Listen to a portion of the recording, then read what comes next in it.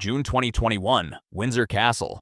A young guardsman stands at attention outside the gates. Spine straight, chin level, hands locked behind his back. He's done this 100 times. 9 minutes in, something changes. His eyes go glassy.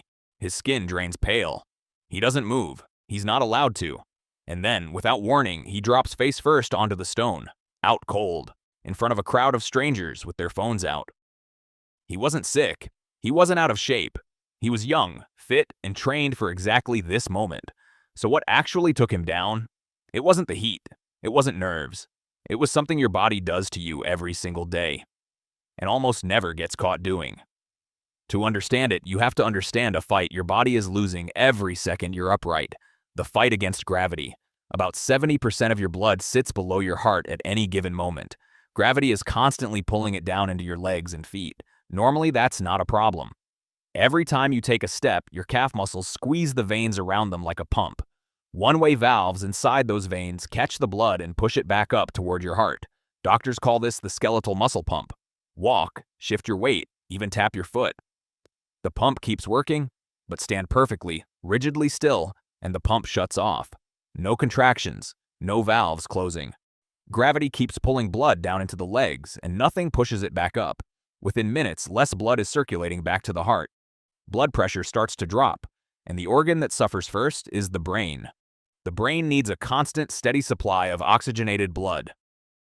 Even a small drop and it starts sending out warning signs. Tunnel vision, ringing ears, a wave of nausea. Doctors call this vasovagal syncope. You and I call it fainting. And here's the twist. Fainting isn't a malfunction. It's a rescue plan.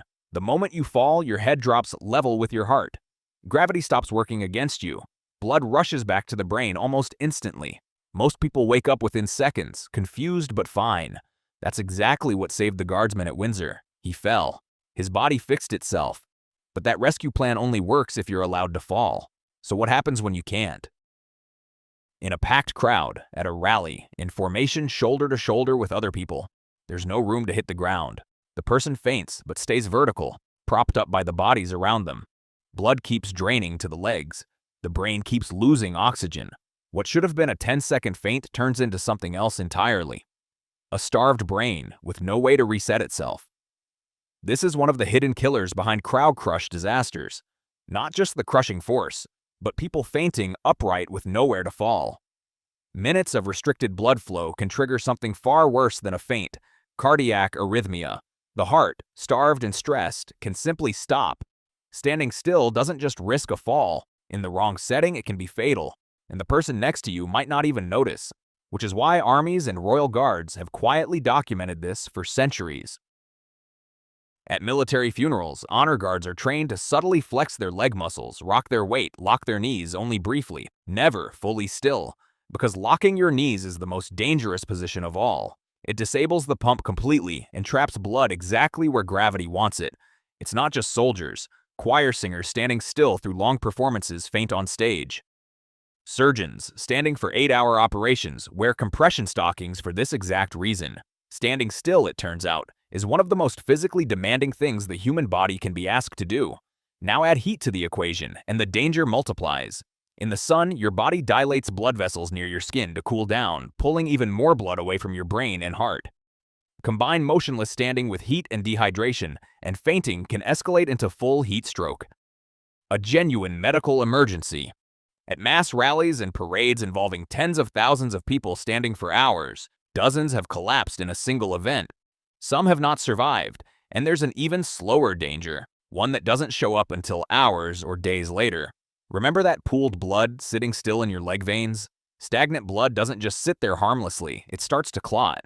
Doctors call it deep vein thrombosis, or DVT, long associated with cramped airplane seats, but standing rigidly still causes the exact same stagnation. The real danger is if that clot breaks loose. It travels through the bloodstream, straight toward the lungs. A pulmonary embolism, a blockage that can kill within minutes, sometimes in someone who felt completely fine just hours before. And this is precisely why prolonged standing has been used deliberately as a form of torture for centuries. Interrogators call it a stress position. No visible violence, no bruises, just hours of forced standing, hands and a body slowly breaking down from the inside. Muscles starved of proper circulation for too long begin to break down, releasing a protein called myoglobin into the bloodstream. That protein clogs the kidneys. The condition is called rhabdomyolysis, and in severe cases, it causes kidney failure and death. Fainting, cardiac arrest, blood clots, kidney failure.